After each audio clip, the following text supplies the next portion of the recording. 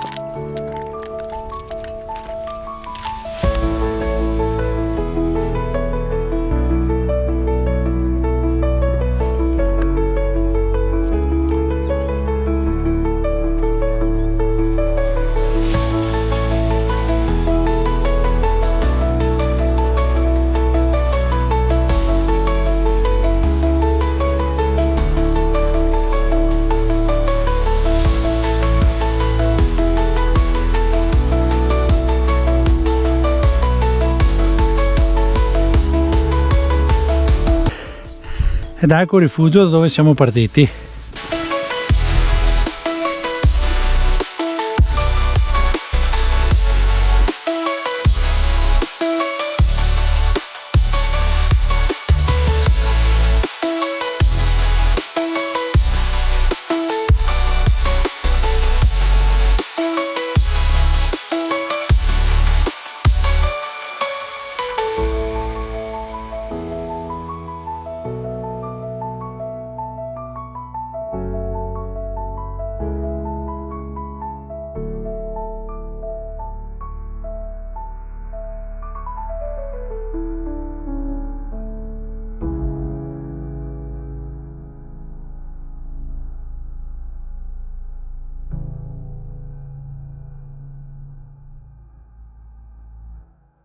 Ed ecco che siamo appena stati sulla Madonna della Sicilla. Come riscaldamento va più che bene. Adesso siamo scesi e andremo a vedere Cima Cornetto a 1900 metri. Quindi venite con me. E seguiamo le indicazioni per il sentiero CAI 149. Ed eccoci alle indicazioni: 3 ore per il Monte Cornetto. Dopo una bella salitina siamo alla Forcella e la nostra meta dovrebbe essere proprio quella in fondo là, la più alta, il Monte Cornetto. Quindi proviamo ad arrivarci, dai. Ed ecco, dopo aver passato il passo delle Gane, siamo arrivati al passo del Beffelin, 1660 metri, e continueremo per il sentiero che ci porterà a Cima Cornetto. Straordinario e arditissimo cammino di ronda lungo l'intera catena del Sengio Alto. Per gran parte dello sviluppo, dal Passo delle Gane a Forcella del Cornetto, il sentiero si mantiene appena nelle vicinanze del crinale sommitale, che traversa in quota. Fu costruito dalle truppe italiane nel corso della Grande Guerra per collegare tra loro, a riparo della vista nemica, la rete di postazioni, osservatori e trinceramenti sistemati lungo l'intera dorsale del Sengio Alto. Nonostante l'azione del tempo e la notevole frequentazione di questo posto, resta sempre una preziosa opera di ingegneria militare.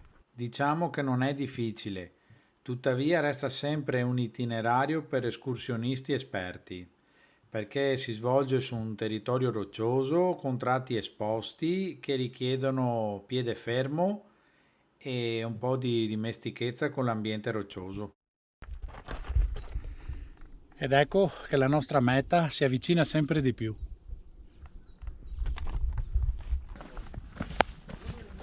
Il Monte Cornetto è il più alto del comprensorio del Sengio, con i suoi 1899 metri d'altezza. È tutto un continuo sali e scendi tra panorami meravigliosi e gallerie anche molto basse da attraversare, però di sicuro è veramente un sentiero molto panoramico. Cornetto, 3/4 d'ora a destra, forza.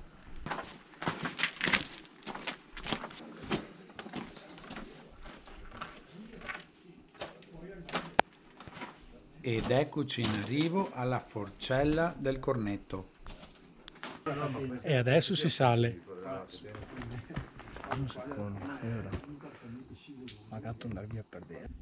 E dopo aver fatto all'incirca con la catena si ritorna sul sentiero e siamo quasi vicini alla vetta.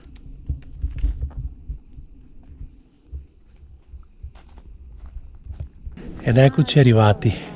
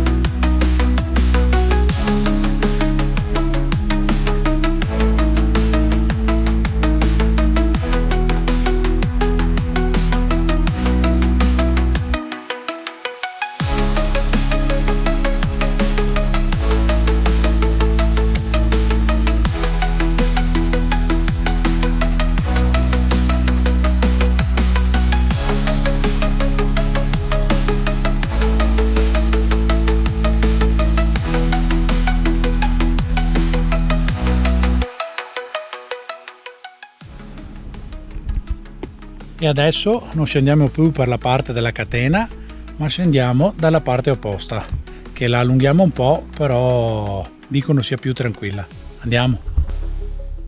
Beh, che dire, un giro veramente spettacolare. Abbiamo visto il gruppo del Carega e dall'altra parte il Pasubio col suo rifugio Achille Papa.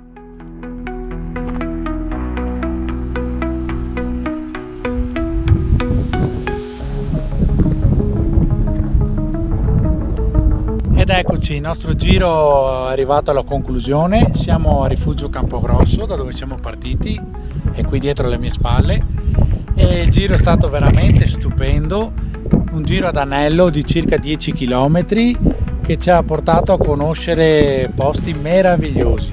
Quindi mi raccomando, se il video vi è piaciuto lasciate un like, iscrivetevi al canale e come sempre alla prossima esperienza. Ciao!